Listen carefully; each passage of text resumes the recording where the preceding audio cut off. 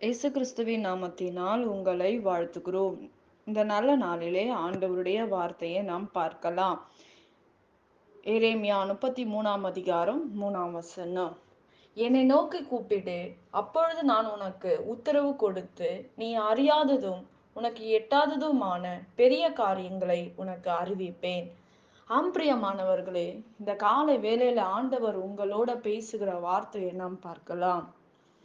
இன்றைக்கு ஆண்டவரை நோக்கி பார்க்கும்போது ஆண்டவர் உங்களுக்கு உதவி செய்வார். நீ அறியாததும் எட்டாததுமான, நீங்கள் அறியாத காரியங்கள், நீங்கள் பார்க்க முடியாத அதிசயங்களை உங்களுடைய வாழ்க்கையில் ஆண்டவர் கட்டளையிடுவார். நீங்கள் ஆண்டவரை உண்மையாக தேடும்போது ஆண்டவர் வேதம் சொல்லுகிறது, உன் வாயை விரிவாக திற, நன்மையினால் நான் உனக்கு அழிப்பேன் என்று வேதம் சொல்லுகிறது, நிரப்புவேன் என்று ஆண்டவர் சொல்லுகிறதை நாம் பார்க்கிறோம். இன்றைக்கு நீங்கள் எட்டாததுமான பெரிய காரியங்களை ஆண்டவர் உங்கள் வாழ்க்கையில் தர விரும்புகிறார். நீங்களும் நானும் பெற்றுக்கொள்ள தகுதியுள்ளவர்களாக இருக்க வேண்டும். உங்கள் வாழ்க்கையில் ஒரு அற்புதம் தாமதமாக இருக்குமானால் நம்முடைய வாழ்க்கையில் சோர்ந்து விடுகிறதை நாம் பார்க்கிறோம். நமக்குள்ளாக ஒரு வெறுப்பு உண்டாகி விடுகிறதையும் பார்க்கிறோம்.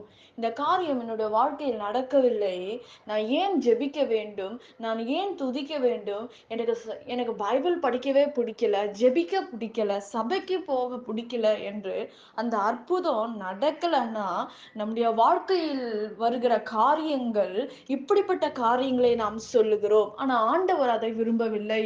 எந்த சூழ்நிலையா இருந்தாலும் அற்புதத்தை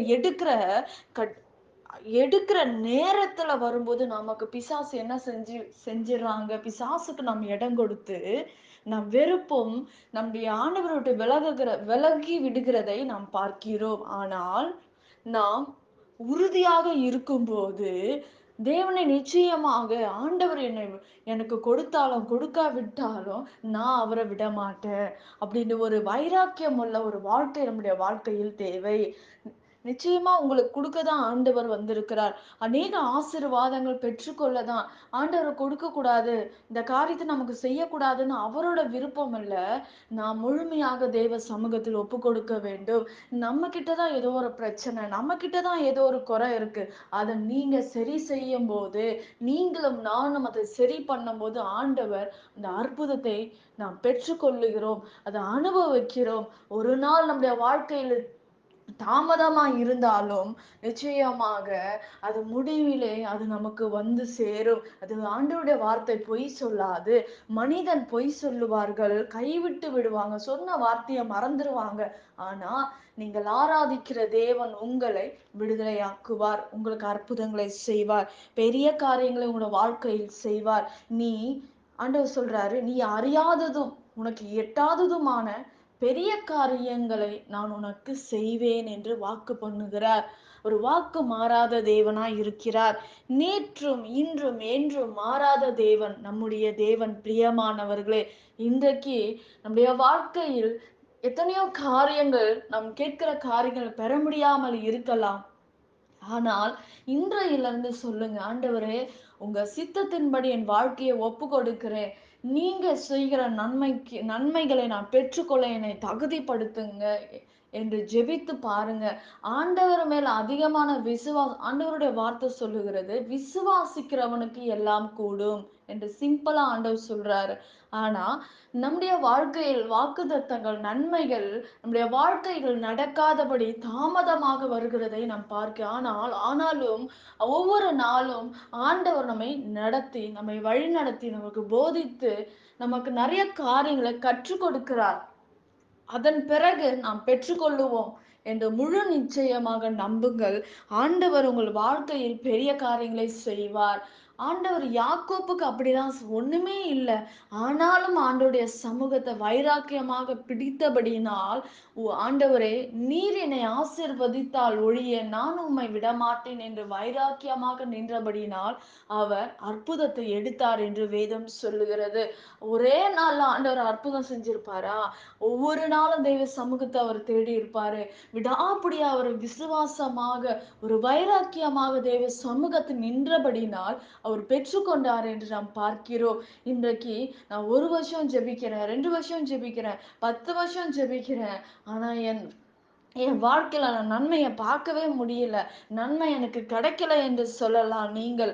ஆனால் முழுமையாக தேவ சமூகத்தில் உங்கள் ஆவி, ஆத்துமா, சரீரத்தை ஒப்புக்கொடுக்கும்போது, முழுமையாக சப்மிட் பண்ணும்போது, ஆண்டவர் நமக்குள்ளாக நாம இந்த காரியத்த நான் கரெக்ட்டா தான் செய்றேன் என்று நம்ம நினைக்கலாம். ஆனா தேவனுடைய பார்வைக்கு நாம் எப்படிப்பட்ட காரியங்கள் செய்கிறோம், நம்முடைய வாழ்க்கையோடைய காரியங்கள் எப்படிப்பட்டவைகளா இருக்கிறது என்று நாம் யோசித்து நிதானித்து பார்க்கும்போது, ஒவ்வொரு நாளும் ஆண்டவரே இந்த நன்மையை என்னுடைய வாழ்க்கையில பெற்றுக்கொள்ள தடையாய் இருக்கிற காரியங்களை எனக்கு வெளிப்படுத்துங்க. நான் மாற்றிக்கொள்ளுகிறேன் ஆண்டவரே என்று கேட்டு பாருங்க. ஆண்டவர் நிச்சயமா உங்களுக்கு வெளிப்படுத்துவார். உங்களோட பேசுவார். உங்களுக்கு உதவி செய்வார் பிரியமானவர்களே. அப்பொழுது நீங்க பெரிய காரியங்கள் உங்களோட வாழ்க்கையில சுதந்தரித்துக் கொள்ள முடியும் என்று வேதம் சொல்லுகிறது. இன்றைக்கு யாக்கோப்பை போல நான் இருக்கணும். ஒரு யோசுவாவை போல நான் வாழணும். மோசேய போல வாழணும். ஆனா அவங்க பட்ட பாடுகள் விடாப்பிடியாக தேவனை நம்பினபடியினால் ஆண்டவர் அற்புதம் செய்தார். ஆனால் நம்முடைய வாழ்க்கையில் ஒரு நாள் ஒரு காரியம் நடக்கவில்லை என்றால் நாம் சோர்ந்து போகிறோம். சோர்ந்து போனாலும் போயிருந்தாலும் பரவாயில்ல. ஆனா மறுபடியும் தன்னை பலப்படுத்தும்படி ஆண்டவர் சொல்றாரு, என்னை பலப்படுத்துகிற கிறிஸ்துவினாலே எல்லாவற்றையும் செய்ய எனக்கு பலன் உண்டு. நாம் சோர்ந்து போகும்போது ஆண்டவர் நம்மை சோர்வை நீக்குவார் என்று விசுவாசியுங்கள். அவரோடு இருக்கும்போது நம்மை ஆண்டவர் பலப்படுத்துவார், நமக்கு சகாயம் செய்வார், பெரிய காரியங்களை நம்முடைய வாழ்க்கையில் செய்வார். நாம் ஜெபிக்கலாம். பரலோகத்தில் வாசமாயிருக்கிற அன்பின் பிதாவே, உங்க நாமம் மகிமைப்படுவதாக, உங்க ராஜ்யம் வருவதாக. ஆண்டவரே, நீர் எங்கள் மத்தியில இறங்கி பெரிய காரியங்களை செய்து முடிக்கும்படி நான் ஜெபிக்கிறேன்ப்பா. இந்த நாள்ல ஆண்டவரே எங்களோட இடைப்பட்டீரே, உமக்கு நன்றி. இந்த வார்த்தைக்காக உமக்கு ஸ்தோத்திரம்ப்பா. ஆண்டவரே, இந்த நாள்ல விண்ணப்பத்துக்காக காத்திருக்கிற பிள்ளைகளுக்கு ஒரு அற்புதங்களை செய்யுங்க.